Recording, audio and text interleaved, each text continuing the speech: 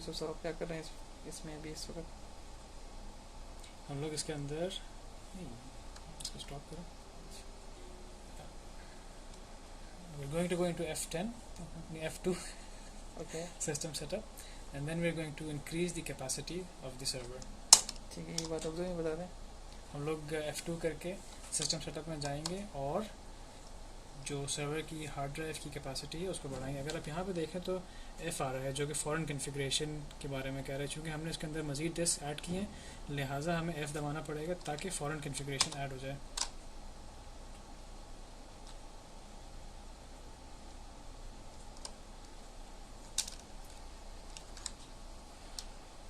Pause कर दो. अच्छा, ये कौन सी विंडो है? ये डेल का सिस्टम सेटअप है. इसके अंदर से हम जाके बहुत सारी सेटिंग्स को मैनेज कर सकते हैं. हम लोग को फ़िलहाल जाना है डिवाइस सेटिंग्स के अंदर और इसके अंदर मज़ीद फिर कन्फिग्रेशन विज़िट्स होंगे.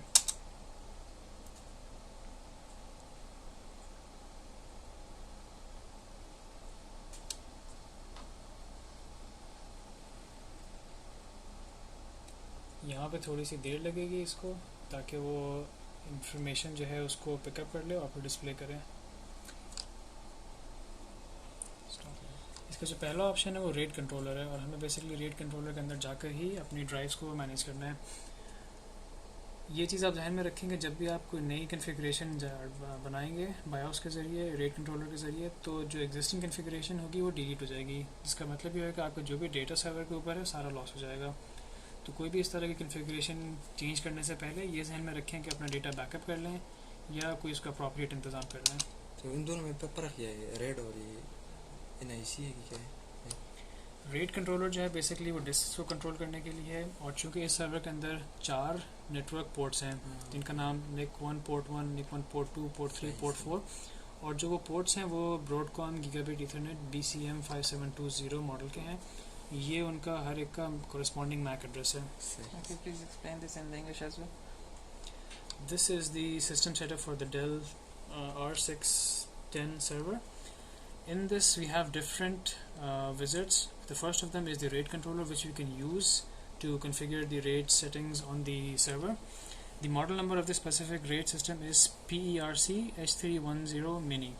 The other ones that you can see over here are one configuration wizard for each of the 4 ports that we have on the server.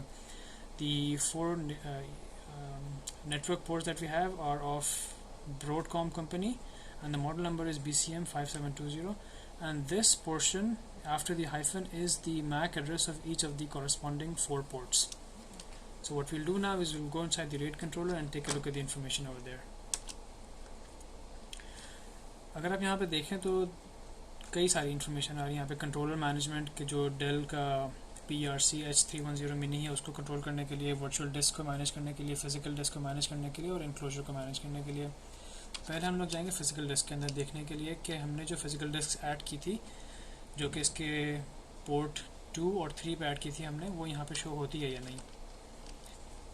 तो देखेंगे आप इसके अंदर.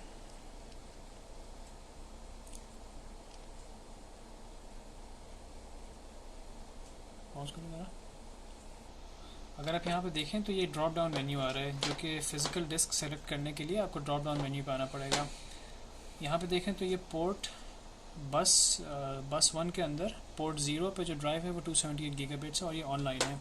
अगर हम लोग ड्रॉप डाउन मेन्यू को क्लिक करें तो यहाँ पे देखें आप इंक्लोजर 1 के अंदर डिस्क नंबर 1 ये भी ऑनलाइन है और चूँकि हमने डिस्क 2 और डिस्क 3 ऐड की थी यानी पोर्ट 2 और पोर्ट 3 इंक्लोजर 1 के अंदर ऐड किया था लिहाजा वो रेडी तो है लेकिन फ़ौरन है. तो इसको जो है हमें One thing more, but currently now they only show me this only one. Yeah, because these 2 disks they weren't there. We added them just now. And before there is 2, Before there were 2. but they only show only one. So how I will enable this? Yes, because they were mirroring each other for data protection purposes. One of them was mirroring the other one. Okay. In all likelihood, probably ये setting होगी. Okay. So if you go to this one, अगर हम लोग इस वाले पे जाते हैं तो देखें ये अभी ब्लिंक और अनब्लिंक है. अगर हम लोग चाहें तो उसको आइडेंटिफाई कर सकते हैं यहाँ पे जाकर के कि कौन सी डिस्क है स्पेसिफिकली.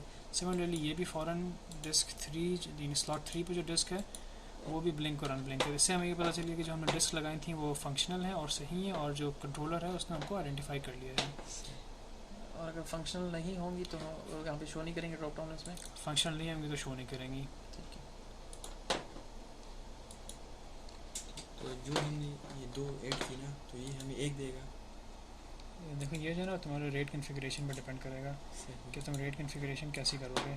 अगर तुम मिरर करना चाहते हो तो एक बन के आएगा वो, अगर तुम मिरर नहीं करना चाहते हो तो मुख्तलिफ रेट की टेक्नोलॉजीज़ हैं, स्ट्राइपिंग और पैरिटी वगैरह के ज़रिए उसको एक बड़ा मतलब दोनों को मर्ज करके कर सकते हैं हम लोग, यानी एक बड़ी सी डिस्क नज़र आएगी वो। फिर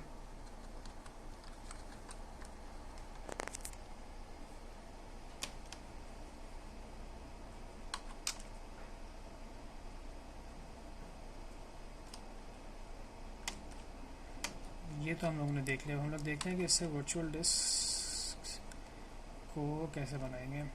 वर्चुअल डिस्क बनाने से पहले हमें करना ही होगा कि जो हमारी फॉरेन डिस्क्स हैं उनको इंपोर्ट करके उनको इसका हिस्सा बनाना पड़ेगा। उसके लिए जो हमने बूट करते वक्त F दबाने का कहा था, उससे वो डिस्क्स इंपोर्ट हो जानी चाहिए। इसको पॉज कर दो।